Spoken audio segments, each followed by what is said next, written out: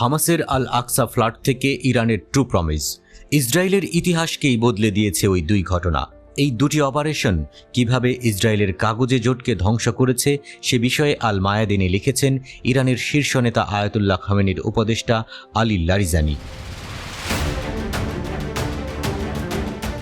যদি 2023 সালের অক্টোবর থেকে এ পর্যন্ত মধ্যপ্রাচ্যের চলমান পরিস্থিতির সাথে তুলনা করা হয়, তাহলে পরিস্থিতি যেদিকে পরিবর্তিত হচ্ছে তা আরও বিশিষ্ট হয়ে ওঠে। ইসরায়েলি আগ্রাসনে ফিলিস্তিন বর্তমানে খুবই নাজুক অবস্থায় রয়েছে। শুধু ফিলিস্তিনই নয়, পুরো অঞ্চলের পরিস্থিতি সংকটজনক। ফিলিস্তিনের সাম্প্রতিক ঘটনাবলী এবং অক্টোবর থেকে যা ঘটেছে তা বোঝার জন্য আমাদেরকে সীমিত ঘটনা থেকে এক ধাপ পিছিয়ে যেতে হবে এবং পরিস্থিতিকে বৃহত্তর দৃষ্টিকোণ থেকে দেখতে হবে।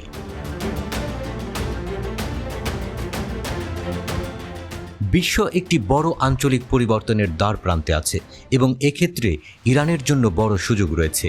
আলী লারিজানি লিখেছেন, অপারেশন আল আকসা ফ্লাডের আগে ইসরায়েল ভেবেছিল যে এটি নিজেদের জন্য একটি শক্ত অবস্থান সুরক্ষিত করেছে এবং এই অঞ্চলের বেশ কয়েকটি দেশের সাথে তার মিত্রতার ফলে টেকসই নিরাপত্তা অর্জন করেছে।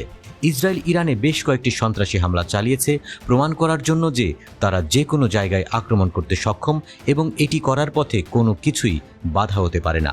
দেখা গেছে পশ্চিমারাও তাদের এই অবস্থা মেনে নেয়।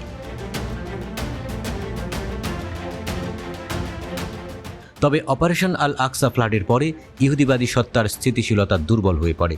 বর্তমানে ইসরায়েল একটি অভ্যন্তরীণ সংকটে ভুগছে এবং সারা বিশ্বে তার বিশ্বাসযোগ্যতা হারিয়েছে। আলী লারিজানির মতে, অতীতের সাথে বর্তমান পরিস্থিতি তুলনা করলে আমরা দেখতে পাই যে ইসরায়েল বর্তমান যে অস্তিত্ব সংকট চলছে তা কাটিয়ে উঠতে পারে না। একটি সমাধান এখন প্রয়োজন এবং পশ্চিমারা জানে যে এই সমাধানটি কেবল আঞ্চলিক দেশগুলোই সমাধান করতে পারে। পশ্চিমা প্রস্তাবগুলি কখনোই এই অঞ্চলে শান্তি প্রতিষ্ঠিত করতে পারবে না।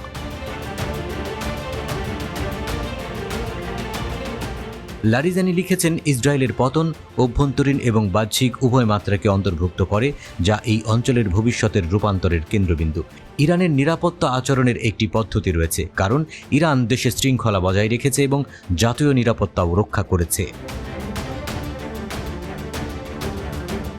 অপারেশন আল আকসার প্রথম প্রহরে ইরানি নেতৃত্ব সভা ডাকেনি, পরিবর্তে জর্ডানে মার্কিন সেনাবাহিনীর সেন্ট্রাল কমান্ড দায়িত্ব গ্রহণ করে।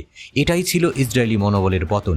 সবাই প্রত্যক্ষ করেছে কিভাবে পশ্চিমা কর্মকর্তারা ইসরায়েলি সত্তার কাছে উড়ে এসেছিলেন, যেন তারা একটি ভয়ভীতিপূর্ণ সত্তার কাছে ছুটে আসছে তার কূটনৈতিক ক্ষত মেটাতে।